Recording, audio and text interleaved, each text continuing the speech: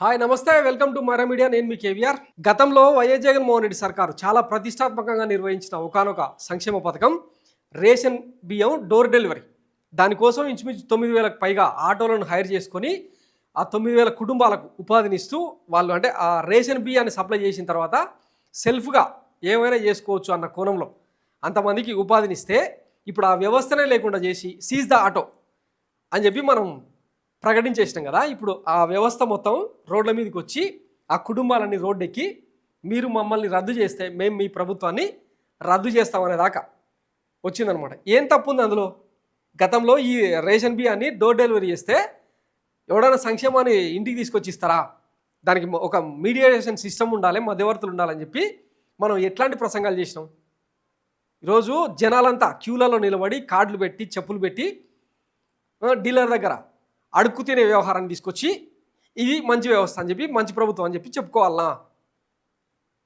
మీరు మమ్మల్ని రద్దు చేస్తే మేము మీ ప్రభుత్వాన్ని రద్దు చేస్తాం. విజయవాడలో రేషన్ డీలర్ డెలివరీ వాహనాల డ్రైవర్ల ధర్నా. నిండా మునిగిన మాకు చలేంటి, ఉన్న పలంగా రోడ్డుపైకి లాగేశారు, ఫలితం అనుభవిస్తారు. రేషన్ వాహనాల ద్వారా వైఎస్ జగన్ మాకు జీవితం ఇచ్చారు, కూటమి సర్కారు ఆ జీవితాలను కూల్చివేస్తోంది. రేషన్ వాహనాలు వచ్చాకే 90% పైగా రేషన్ పేదలకు చేరింది. డీలర్ల ద్వారా 64% కూడా రేషన్ పంపిణీ అయ్యేది కాదు. 74% పైగా ప్రజలు రేషన్ వాహనాలను కోరుకుంటున్నారని స్వయంగా మన విషనరే చెప్పిండు కదా. మరి ఎందుకు రద్దు చేస్తున్నట్టు? ప్రజలు కోరుకుంటున్న పథకాలన్నింటినీ దూరం చేసి ఏం బాగుందామని? ప్రజాస్వామ్యంలో ప్రజల అభిష్టానికి విరుద్ధంగా ప్రభుత్వ నిర్ణయాలు దేనికోసం? వెంటనే రేషన్ వాహనాల పునరుద్ధరణకు ఆలోచించాలని డిమాండ్. మనకంత ఆలోచన ఎక్కడిదిలే కానీ, ఎందుకంటే వాలంటీర్ వ్యవస్థ ఎంత గొప్ప వ్యవస్థ దేశంలోనే. ఆఖరికి నరేంద్ర మోడీ సైతం, ఆ ప్రభుత్వం సైతం దాన్ని అడాప్ట్ చేసుకొని రకరకాల పద్ధతుల్లో అమలు చేసేందుకు సిద్ధమవుతా ఉన్న నేపథ్యంలో మనం మాత్రం ఇక్కడ అంత ప్రతిష్టాత్మకమైన వ్యవస్థను రద్దు చేసి ఉన్న పలంగా 2.5 లక్షల మంది వాలంటీర్ సిస్టంలో పనిచేసిన ఆ కుటుంబాల పుట్టగొట్టి వాళ్ళకి ఎట్లాంటి మాటలు చెప్పినాం మనం? కడుపు నింపే మాటలు ఎట్లా చెప్పినాం? ఉగాది పండుగ సందర్భంగా వచ్చే ఏడాది మనం అధికారంలోకి వస్తే ఇదే మేము ఇచ్చే ఉగాది గిఫ్ట్ 5,000 ఏం సరిపోతాయి? గొర్రె సంచులు మోసే ఉద్యోగానికి 5,000 ఎందుకు సరిపోతాయి? 10,000 ఇస్తామని చెప్పి లాస్ట్కు ఆ వ్యవస్థనే లేకుండా చేసేసి ఇప్పుడు జన్మభూమి కమిటీలు తెచ్చిపెట్టారు.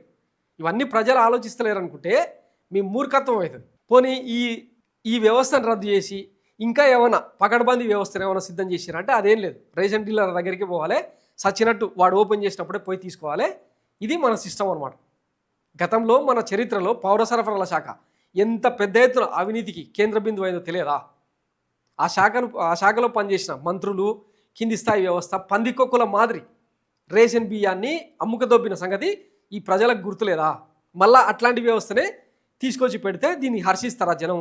ఇప్పుడు వాళ్ళ ఆటోలు ఏం చేసుకోవాలి? డౌన్ పేమెంట్లు ఏవేవో రకరకాల పద్ధతుల్లో తీసుకొని వచ్చి పొట్టపోసుకుంటుంటే ఇప్పుడు ఆ వ్యవస్థను రద్దు చేసి వాళ్ళకు వస్తున్న ఆ సబ్సిడీలు కావచ్చు అవన్నీ రద్దు చేసి ఏం చేద్దామని?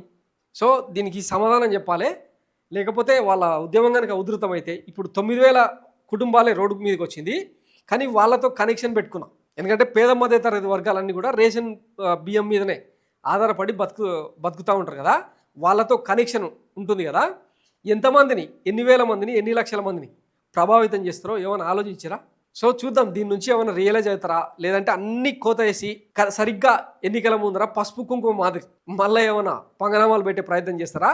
వేచి చూద్దాం. Thanks for watching Mara media. నేను మీ కేవీఆర్. Thank you.